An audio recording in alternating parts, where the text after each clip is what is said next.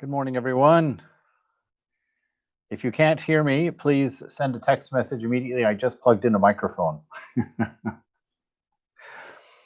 All right, so this morning, I want to talk about something I'm very excited about. Actually, something I've been working on quite a bit in the last couple of weeks. It's the idea of beginner's mind. I ran across it in this wonderful book that I'm reading called, it's actually an old classic, I didn't know that, but called Zen Mind, Beginner's Mind by Suzuki. And it has a lot of interesting ways of talking about spiritual practice that I'm rather engaged by and wanted to share a lot of it. So to start, I want to take us into the world of Hafiz and start with a poem called Never Say It Is Not Me. I taste what you taste. I know the kind of lyrics that you most like. I know which sounds will become resplendent in your mind and bring such pleasure to your feet that they will need to jump or whirl. When anything touches or enters your body, never say it is not me, for God is just trying to get close. I have no use for divine patience. My lips are now burning and everywhere. I am running from every corner of this earth and sky wanting to kiss you. I am every particle of wheat and dust. I am ground from his own body. I am rioting at your soul's door. I am spinning in midair like golden falling leaves, trying to win your glance. I am sweetly rolling against your walls and shores all night, even though you are asleep. I am singing from the mouth of animals and birds, honoring God's ancient promise, his need to let you know the truth. My dear, when anything ever touches or enters your body, never say it is not me, for God is just trying, for the beloved is just trying to get close. Hafiz has fallen into his glass and is now rushing to your side from every corner of existence, needing to say, I am yours. I chose that poem because of that first line there where it says, I know what you taste, I know what you want to hear.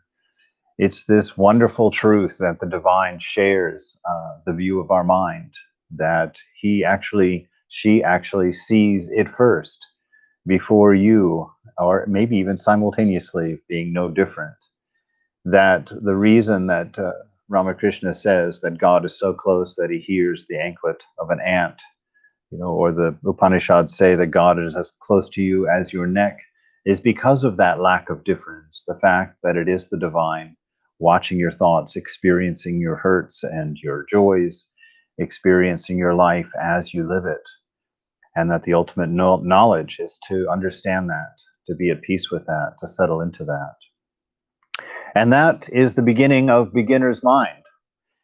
There's a very short description of a practice that Ramakrishna mentions in the gospel that always was very interesting to me because it's kind of a takeout. There's not much said about it, and it's very intriguing.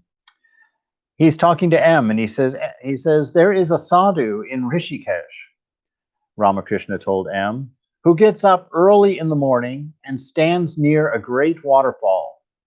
He looks at it the whole day and says to God, ah, you've done well. How amazing. He doesn't practice any other form of japa or austerity. I loved that idea because that's an easy practice at face value. This idea of seeing beauty and thinking of God. It's actually the common practice. Even the most distracted person or the most worldly person practices that form of sadhana in some way of just seeing the beauty of God in all things. But to be able to smell the rose 4 times in a row and to smell it at the same intensity each time, that is practice. That's where the difficulty comes in. We see this world as if we've already seen it. We read scriptures as if we've already read them. We talk to each other as if we already know each other. And because of that, we've grown sleepy. We've grown lazy. We've stopped seeing the wonder. And really, ultimately, we have stopped seeing the divine. I think that is the sole difference between the way Thakur saw the world and the way that we see the world. He saw the beloved, the divine in all things, and it literally took the top off of his head. It blew his senses, it blew his mind. He went to skyrocketing off into ecstasy any time that he let the guards go, that he took down the protective barriers of delusion to see things as they are. And that got me so interested in trying to develop that. And when I read Beginner's Mind, it took me on that journey in a very interesting way. One of the chapters is called Nothing Special, and there Suzuki is talking about our spiritual practice and about enlightenment. And he says he views it as nothing special. We approach it as if it's some great accomplishment or some spectacular event. And he said it is yourself expressing freely. That is all. Practice is an attempt to see what already is. There's no accomplishment in that. He says, strictly speaking, for a human being, there is no other practice than this practice. There is no other way of life than this way of life. Spiritual practice is the direct expression of our own true nature. That's all we're trying to do, is to be authentically ourselves, to be authentically what we are. The confusion comes because we change what we think we are from moment to moment.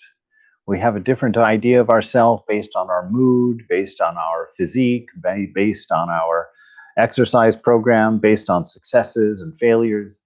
It's always changing. And it's very difficult to be authentic, to be a real person, when who you are is constantly changing. It almost makes hypocrisy a natural state of mind to the unenlightened person. And growing up, around religious institutions and religious people, I can say that's the most distasteful things, is when we don't live authentically, when we are not what we think and say. And so spiritual life, of whatever flavor, is the only life. It's the only life out with any great joy or any great growth or any great understanding that adds value to you as a person every day that you're alive, every day as you remove just a bit more of this distraction, a bit more of this misunderstanding. In Sri Nisargadatta's book, I Am That, there's a question and answer period going on, and I'm going to cover most of it in this lecture. The first one, the questioner says, if a man engrossed in family life and in the affairs of the world does his sadhana strictly as prescribed by his scriptures, will he get results? That's a question you hear echoed quite often. Somebody saying, here I am. I'm just a regular guy, a regular woman, carrying on my life the best I can. And I'm doing my practice. Am I going to get any results? And Sri Nisargadatta gives a rather interesting example here, or answer to that. It's not entirely positive and it's not entirely negative, but it certainly provokes some thinking. He says results he will get. So that's the answer. Yes, you're going to get results if you do any kind of practice. If you make any kind of effort, there are results. But then he says, he will be wrapped up in them like a cocoon. And this idea that when we do something for results, even our spiritual practice, we're going to get wrapped up in it because there's an I at the center of that attempt. There's an ego at the center of that attempt, an ego which needs something, which is collecting something, which has forgotten something, which has ceased to be something in its awareness.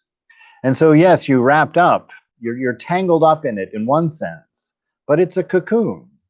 So yes, there may be a temporary tangling up. There may be some karma involved. There may be some troubles ahead because of an attempt made from a slight impurity like that. But it's a cocoon. It prepares you for transcendence, for becoming something beautiful, becoming in the sense of being what you have always been. In one of the Buddhist scriptures, it's called the Samyukta. It's chapter 33. It says, it is said that there are 4 kinds of horses. If you heard my blog yesterday, I touched on this yesterday. There are excellent ones, There are good ones, there are poor ones, and then, of course, there are bad ones. The best horse will run slow and fast, right and left, at the driver's will, before it sees even the shadow of the whip. The second best will run as well as the first one does, just before the whip reaches its skin. The third one will run when it feels pain on its body, and the fourth one will only run after that pain penetrates to the marrow of its bones. You can imagine how difficult it is for the bad horse to learn how to run. Now, it's very interesting because when you first hear that story, these four gradations of horses, immediately you think, the ideal is to become the first one. I'm going to become the best horse. That's the thing. You think that our desire is to be the best horse. And it's a Buddhist koan, so he pulls the carpet out from under your assumption pretty quick. Suzuki goes on to say, if you think the aim of spiritual practice is to train you to become one of the best horses, you will have a big problem. This is not right understanding. If you practice in the right way, it does not matter whether you are the best horse or the worst one. When you consider the mercy of Buddha, how do you think Buddha will feel about the four kinds of horses? He will have more sympathy for the worst one than for the best one. It's a beautiful notion that you don't have to worry about your current condition. There's not a judgment involved, like you're starting at this point and you have to go to that point, and that there's a measurable distance that has to be covered. That's not the point at all of spiritual life. He says later on, actually he says it here, he says, so many saints say that when you are ripe and ready, you will realize their words may be true, but they are of little use. There must be a way out, independent of ripening, which needs time, of sadhana, which needs effort. So Maharaj answers, don't call it a way. Don't call it a journey. It is more a kind of skill. It's not even that. Stay open. Stay quiet. That is all. What you seek is so near to you that there is no place for a way or for a journey. So it's not an accomplishment that we're after. And when we sit for our practice, when we begin spiritual life, we should really try and root out that notion of having to get somewhere. What we're trying to do is get here and to get now, not some imagined or posited or thought about, calculated philosophical space of being. We're trying to be authentic. We're trying to let our real nature manifest as it is in this unending moment. So Suzuki says, so the most difficult thing about this practice, the most difficult thing for us, is to keep your beginner's mind. There is no need to have a deep understanding of Zen. Even though you read much Zen literature, you must read each sentence with a fresh mind. You should not say, I know what Zen is, or I have attained enlightenment. This is also the real secret of the arts.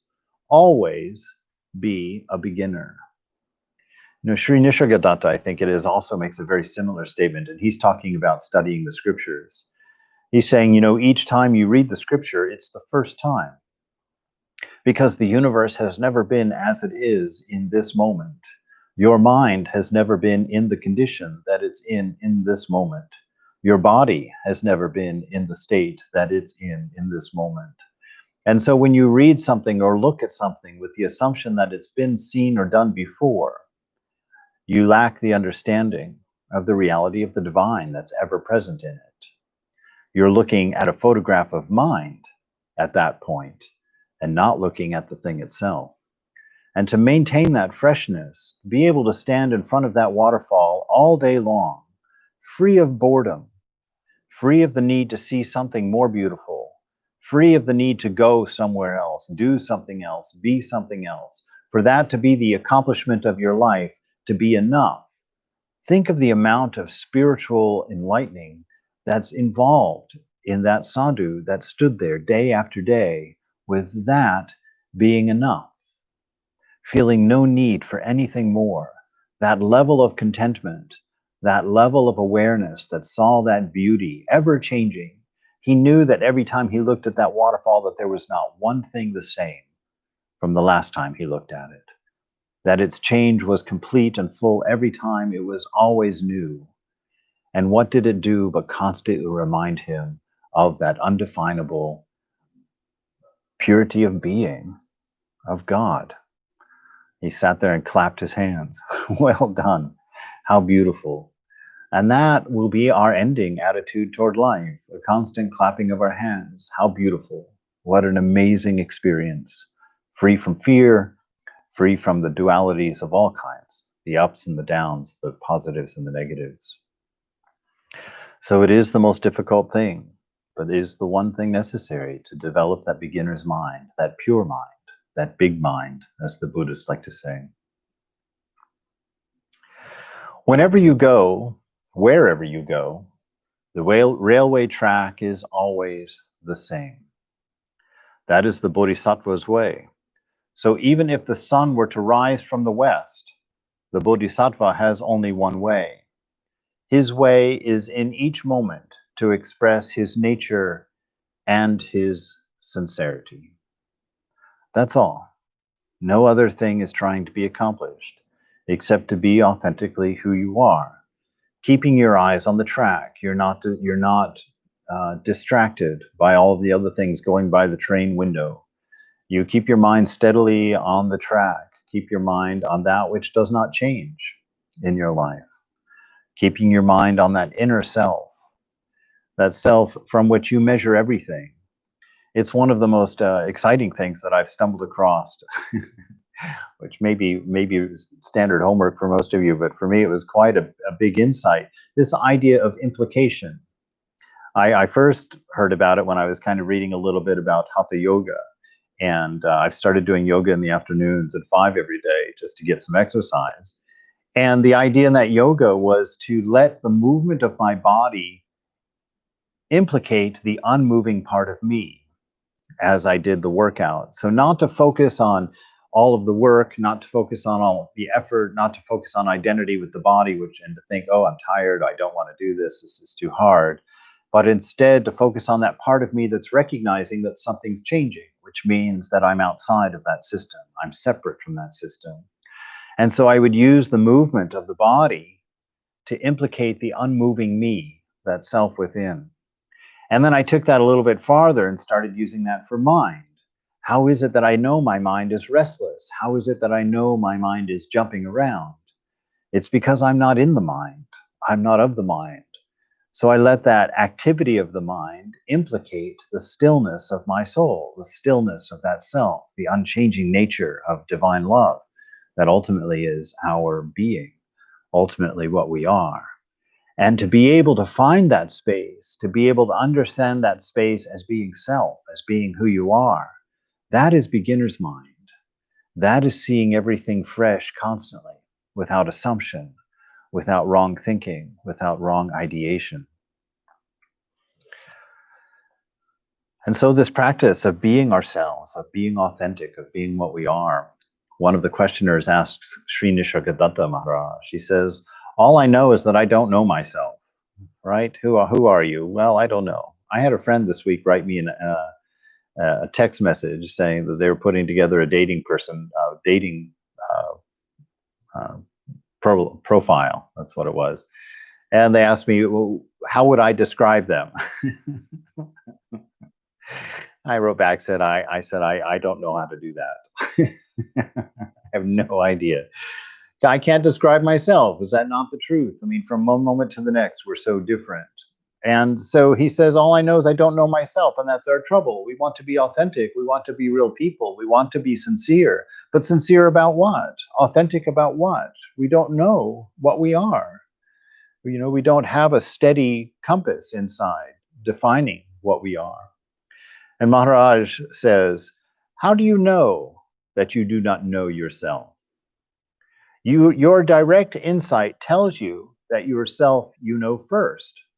For nothing exists to you without your being there to experience its existence.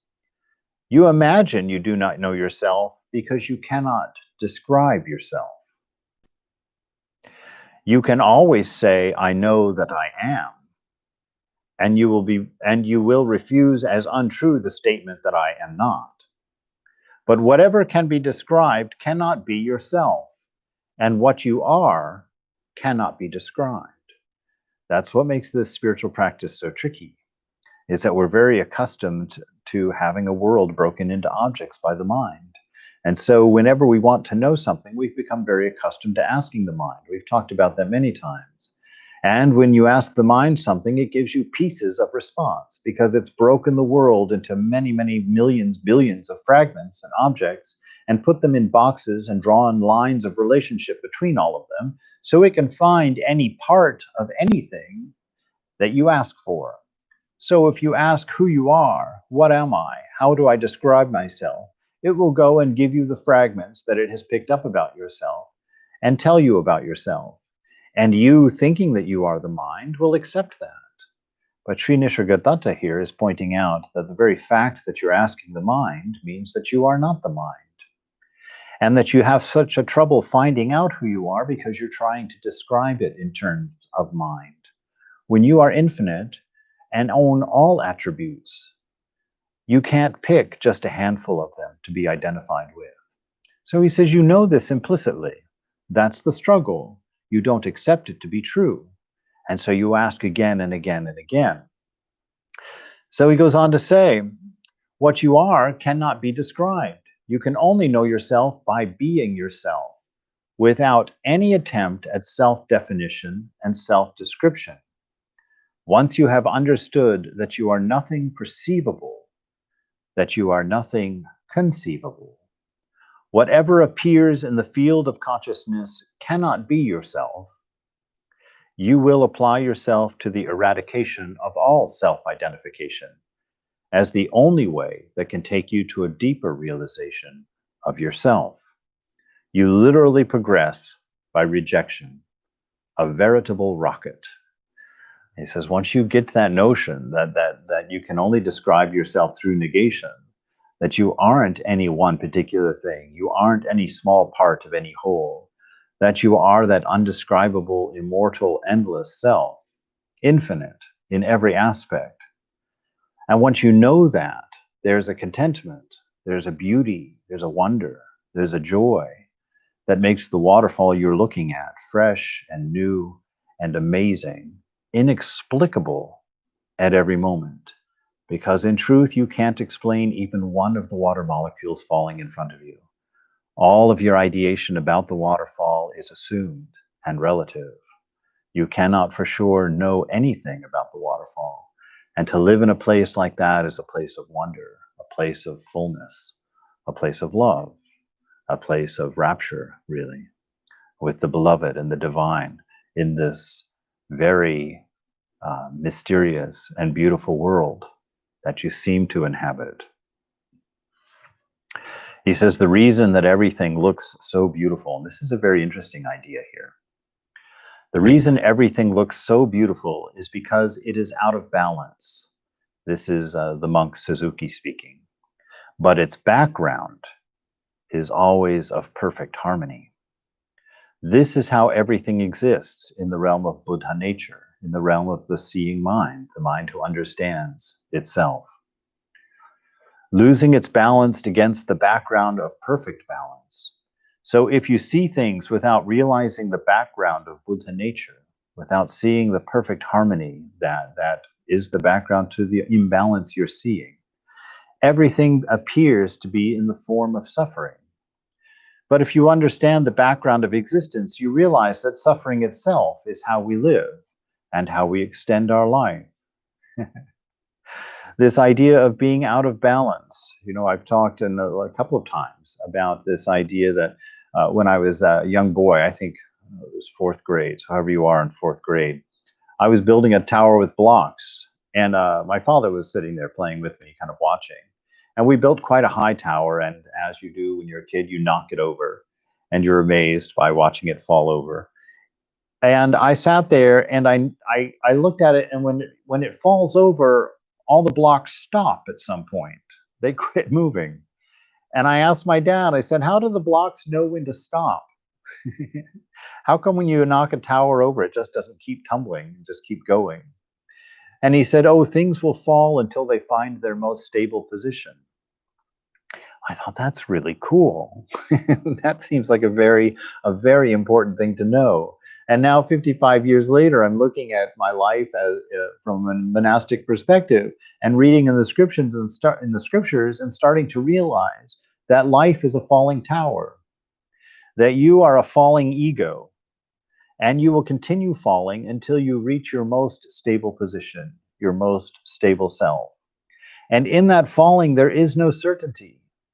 In that falling, there is no accomplishment. In that falling, there is no comfort.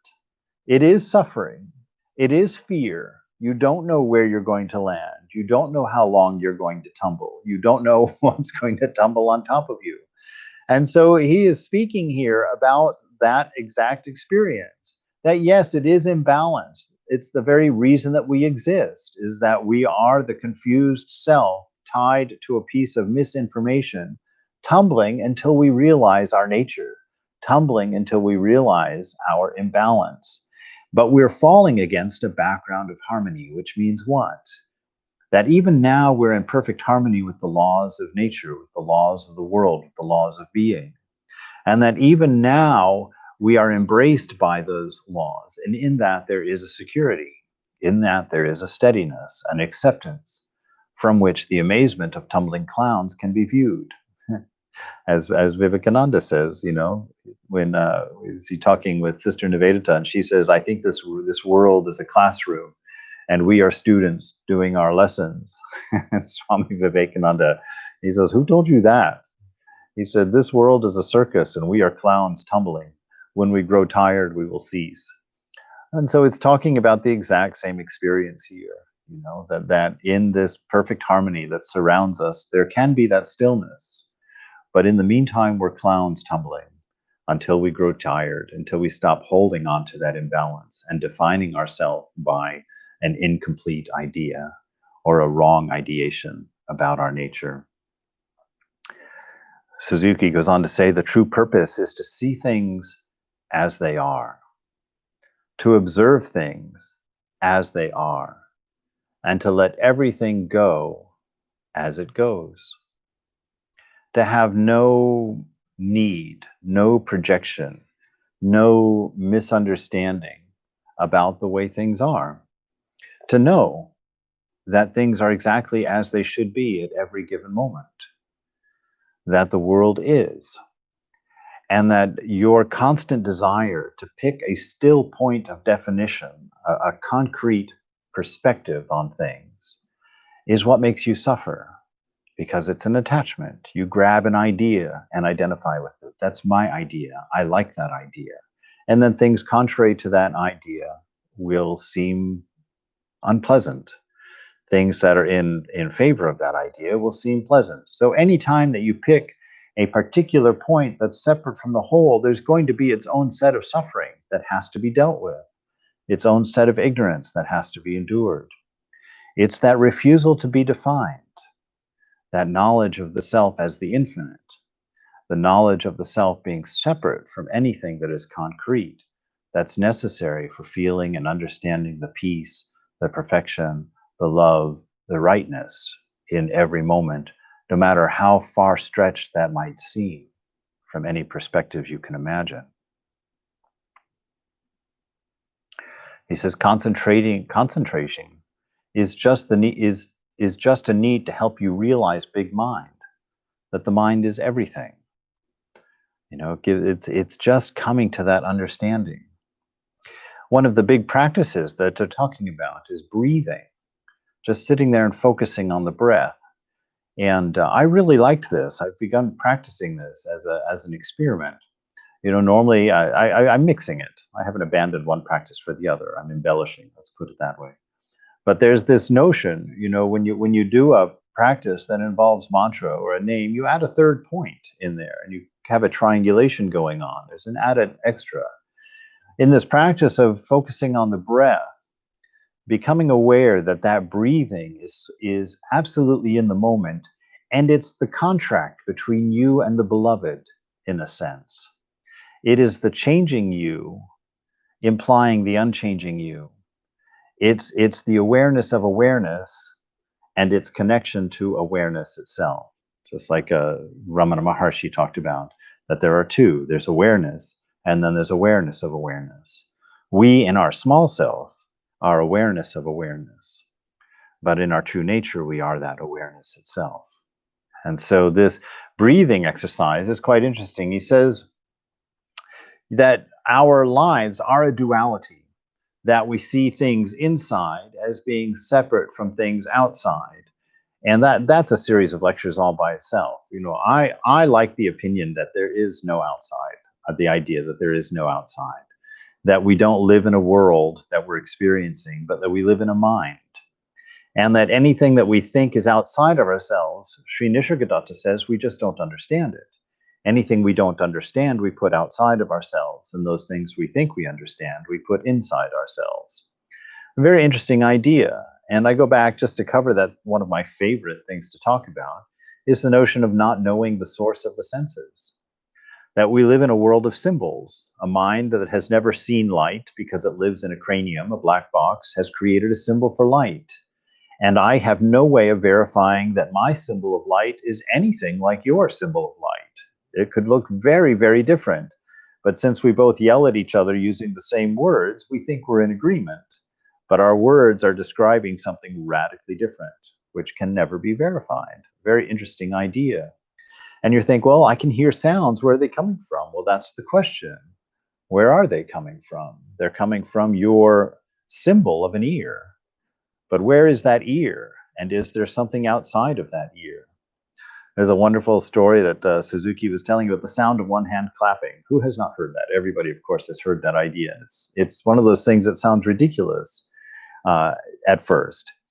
But the Buddhists make the point that sound exists even before the hand is clapped.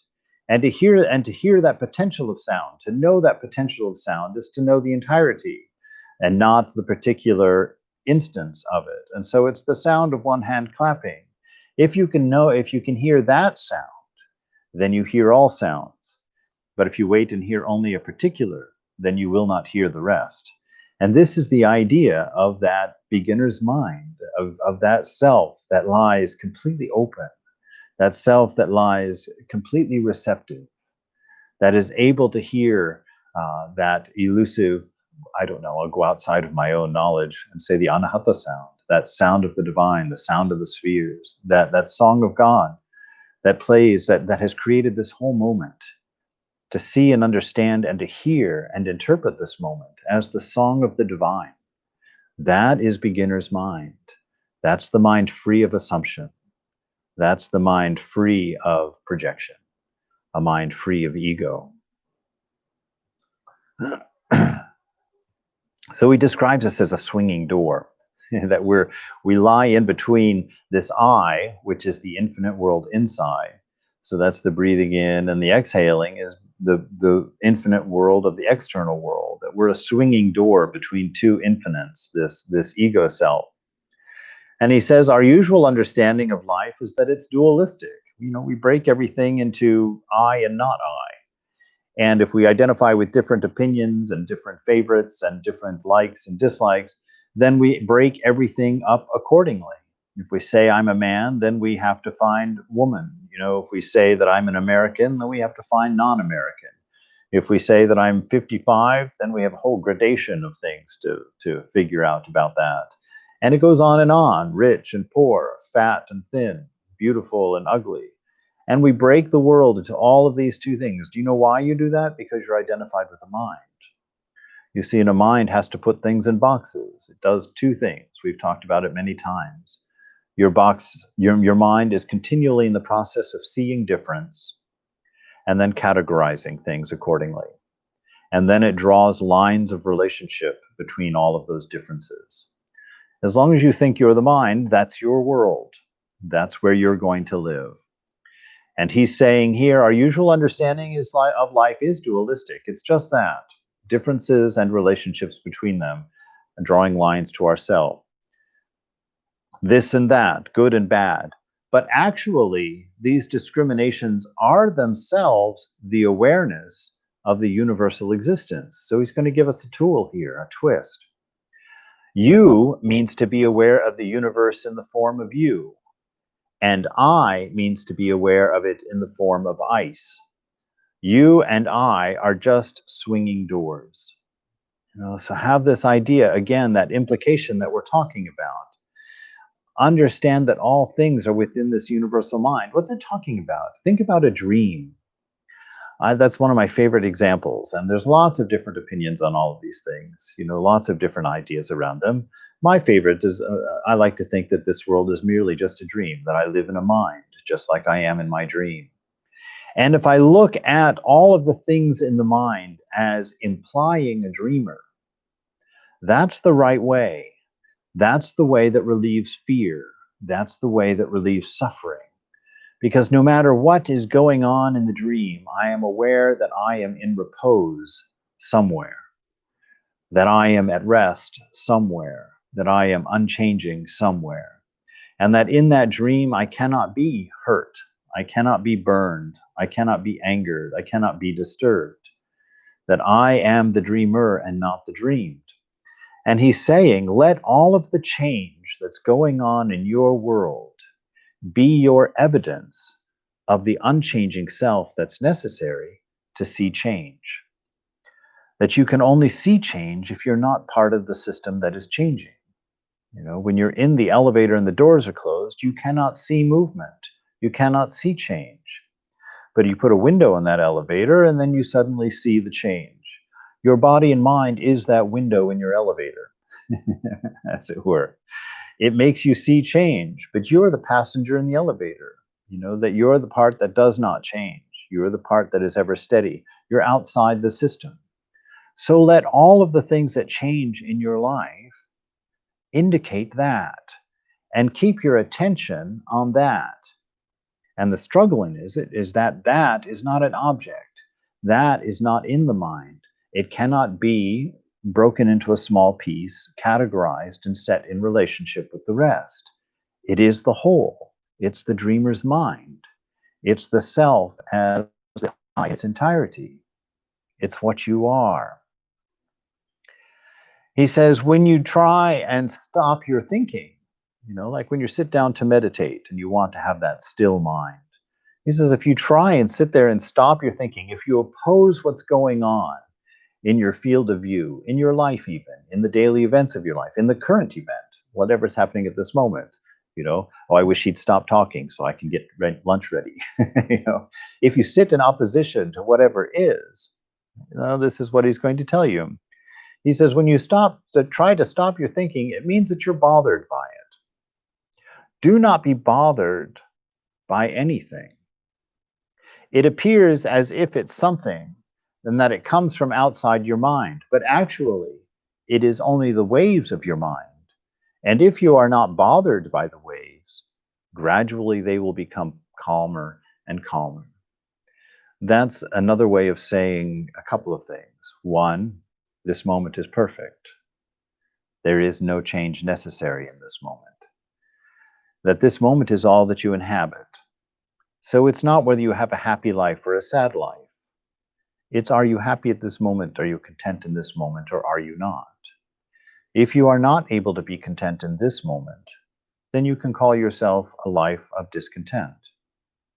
If you can learn to be content in this moment, because this moment is the only one you ever live in, then you will say at the end that you've had a contented life. If you do not have enough in this moment, you will never have enough, because you will never leave this moment. If you do not in this moment have all that you need, you will never have all that you need, because you will never leave this moment. The only thing changing is mind. And so this moment is your perspective of it, and your experience of it is whether you identify with the changing mind in the moment or that unchanging moment that you inhabit. Who are you? Which one will you side with? It makes a big difference to how you will experience it. Usually we think of our mind as receiving impressions and experiences from outside, but that is not a true understanding of our mind.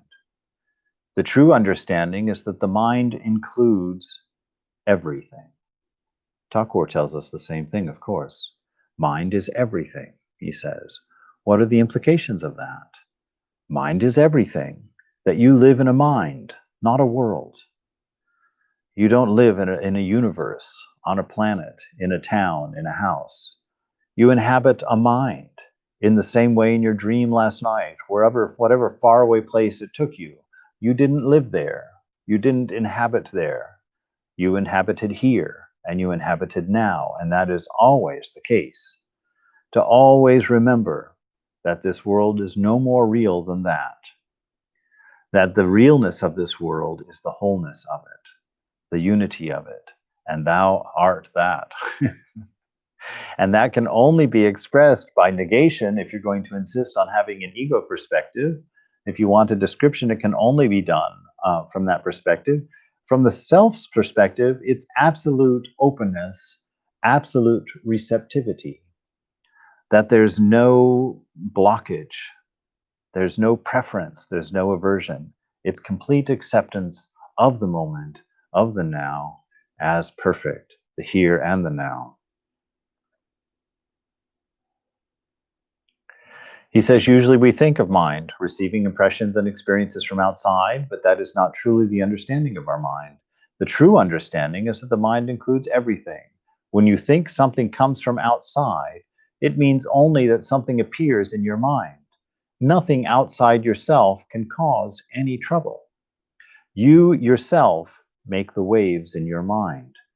If you leave your mind as it is, it will become calm. This mind is called big mind, the big self, as we say in Vedanta, the capital S self.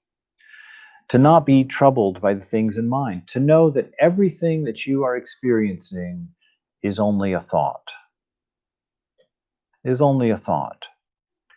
And you're relating that thought to a huge collection of other things, but all of them were also only thoughts. Because the only thing in a mind is thought. And so all of the condition of your current life is merely a thought about it. And there's a great deal of power in knowing that, because it gives you full power to change your experience of this moment.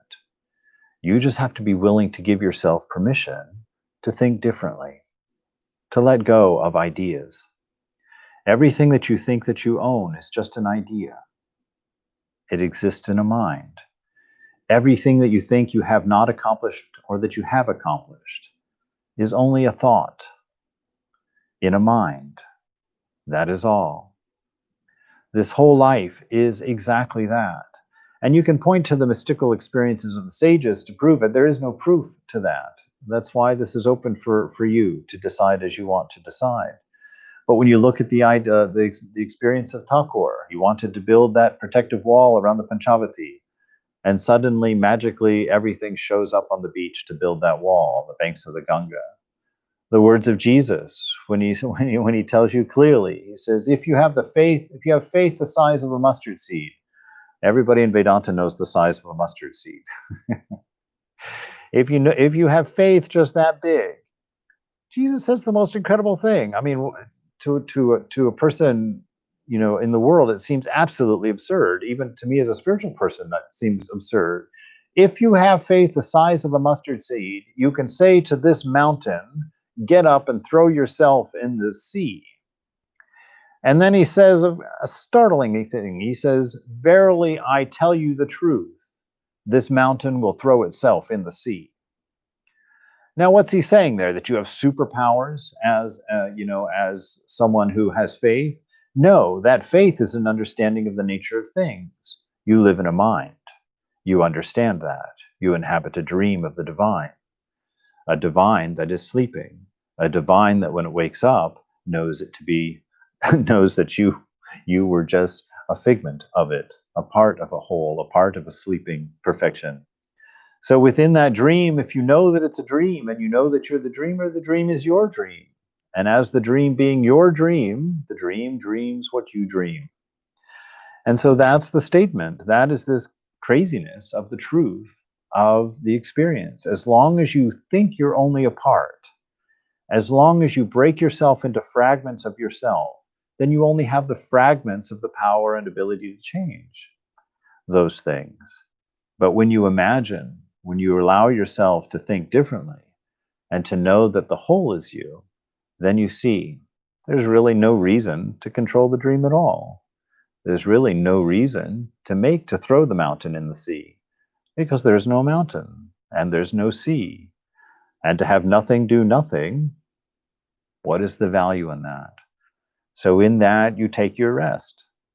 You find your calmness. You find your center point, which is everywhere.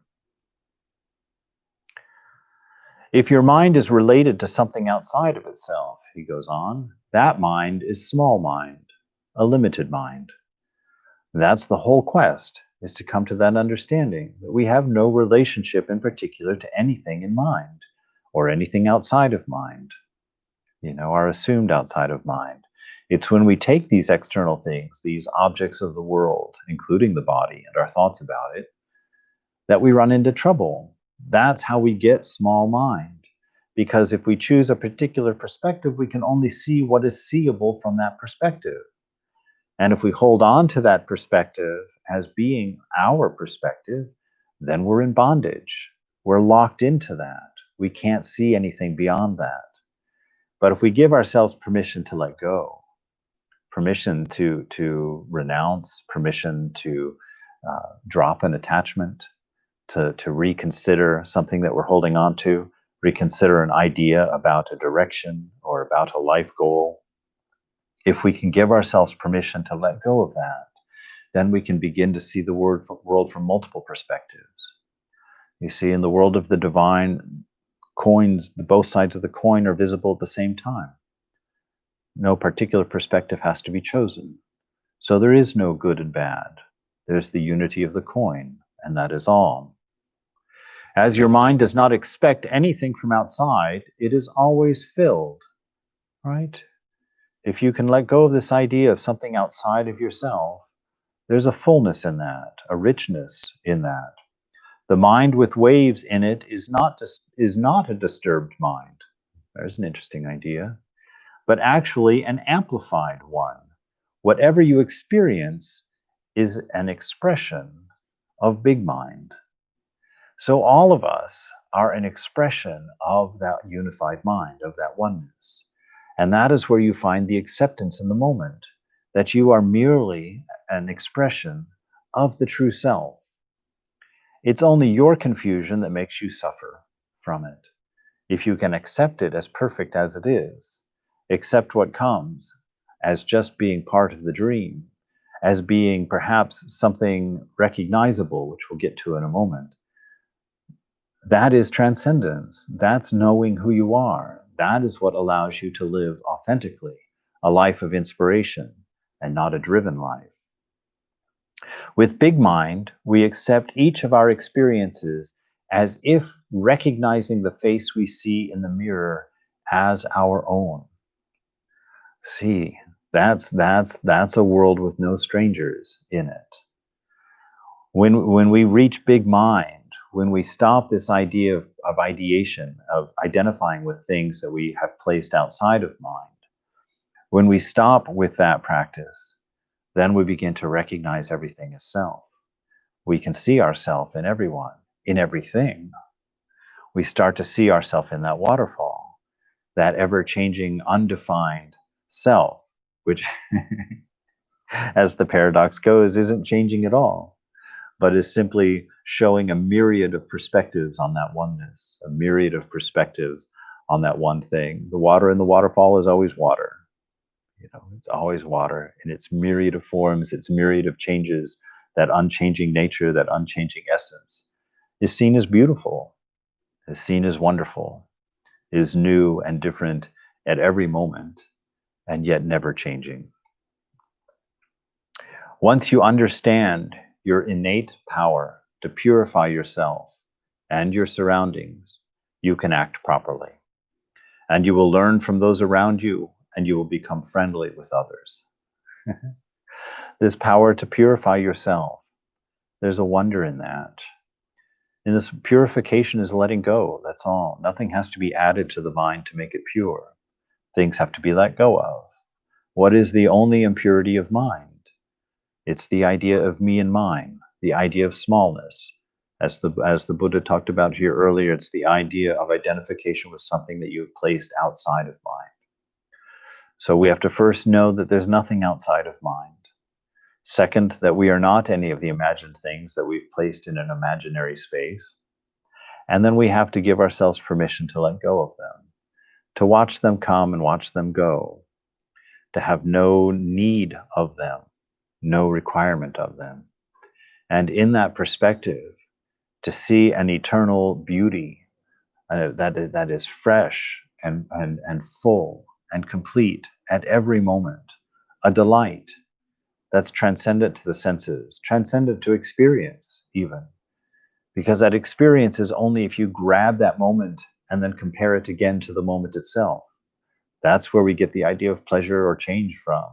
We grab the moment and then compare it to itself. And we do that over and over and over again. The practice is to stop.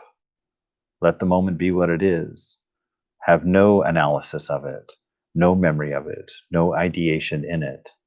Let it flow out of you freely and openly and purely, owning nothing, needing nothing. This is your ability to purify yourself. Of course, their practice is to focus on the breathing as a means of returning to the self. That if you focus on the breathing, the ideation in mind stops because it's focused on the breathing. And focused on the breathing, you then feel the implication of your unchanging self that's watching the breathing. You become aware of that deeper sense of self, that existence which is implied by the breathing, that awareness which is implied by that breathing. And by sticking to the moment, in the moment, being aware of the present, is that purifying force. Why? Because what is that present? It is the love of your beloved. What is that presence? It's the intelligence of your beloved. What is that presence? It's the presence of your beloved. When we started with that four horses story, one of the things Suzuki says is that, how do you think that the Buddha feels about the fourth horse, the worst horse?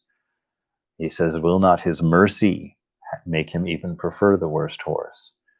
So we see even in Buddhism, a flickering of the beloved, a flickering of that love of the divine that's ever present and ever pure with you, that will offer to you that oneness, will offer you to that engagement, that request for marriage. And ultimately, it's you who must accept it, and you accept it by letting go of any other idea that you've ever had. So our questioner with Sri Nisargadatta Maharaj, she's saying, well, there are so many ignorant people in this world that make this so much more difficult for us. What do I do with my job and my kids and my wife and my husband and whatnot? There are so many ignorant people in the world and so few gyanis. What may be the cause of it? It's like, why is life like this? And Maharaj gives a very, very important response. He says, don't concern yourself with others. They exist in your mind only. They are what you've made them only by comparing them to what you think is in your mind. Placing them outside your mind, you've compared them to what you think is inside your mind. You've come up with a definition of them. He says, don't concern yourself with others. Take care of yourself. You know that you are. Don't burden yourself with names. Just be. Any name or shape you give yourself obscures your real nature. Yours is to see yourself in everyone, not to deal with the self you imagine being in them, being outside of yourself.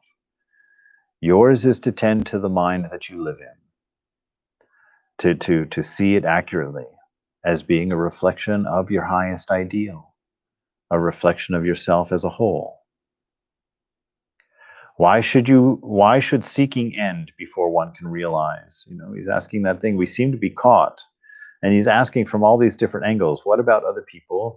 And if there's this goal that has to be reached, why does seeking have to stop? What is this end point that we're trying to get to? And Maharaj says, the desire for truth is the highest of all desires, yet it is still a desire. That's one of those famous questions that gets asked at every Vedanta retreat in the world every year continuously. The desire for truth is the highest of all desires, yet it is still a desire. All desires must be given up to the real, for the real to be. Remember that you are. This is your working capital. The I am. I always mention it because it was such a surprise to me to see that definition of self being I am, because having grown up as a Christian, when God dares to give himself a name in the Bible, that's what it is. I am. And I thought, wow, what an interesting quinky dink. that the aim of all knowledge is to identify yourself only with that. I am. Don't add any adjectives to it. You are the I am which attaches to all adjectives. And consequently, saying the same thing is that it attaches to none of them. That you're free in that. That is your working capital. Understand it, and there will be much profit. Work it. Take that idea of I am, this moment, this being. Focus on that being, on being present, and do what's necessary in front of you, and do it without aversion and without attraction. That's all realization is. It's being able to exist in this moment and to do what is needful in front of you without any attraction or aversion. That's absolute freedom, according to Vivekananda. That's enlightenment, according to the scripture. That's Buddha nature, Buddha mind, according to the Buddhists. Why should there be any seeking at all, then? Maharaj says, life is seeking. You're tumbling. You're trying to find that center point so that you stop tumbling because you're identified with that which is tumbling. You're identified with the wrong idea of yourself. Life is seeking. One cannot help seeking. When all search ceases, it is the supreme state. To stop seeking is to come to know your stability, your unchangeable self, and the block stops tumbling. It sits in its stillness. It sits in its perfect location. With me, it comes and goes. With you, it does not. Why this difference? The questioner asks. Maharaj says, maybe because I have no desire, no projections. See, a desire is only a projection of the moment. And where does that projection come from? I'm pulling all of the bags of tricks that I've learned over the years out. Where does that come from? From your attachments. Because you've had attachments that you've held on to a present moment and not wanted it to change, you've put it in your memory to give it its immortality, to share your immortality with something that's mortal, something that's changing. And because you've held on to that, you cannot longer see the moment in pure mind, because you're looking through the lens of your attachments. And when you look through the lens of your attachments, the moment always looks like it's lacking. It always looks imperfect. And what can you do with an imperfect moment but desire to make it perfect? And in order to desire to make something perfect, you have to borrow a future, right? You have to make a plan for how to manifest your attachments into the present moment. And most of us are spending our whole life just bouncing back and forth between those two states, between reminiscing our attachments and looking to fulfill our desires. And none of us see the divine in the moment, in the now, the present that we inhabit. And much less do we know it to be our own nature, to find ourselves ever free, to find ourselves ever pure, to find ourselves all-knowing, to find ourselves content. That is beginner's mind. That is the very difficult place to be.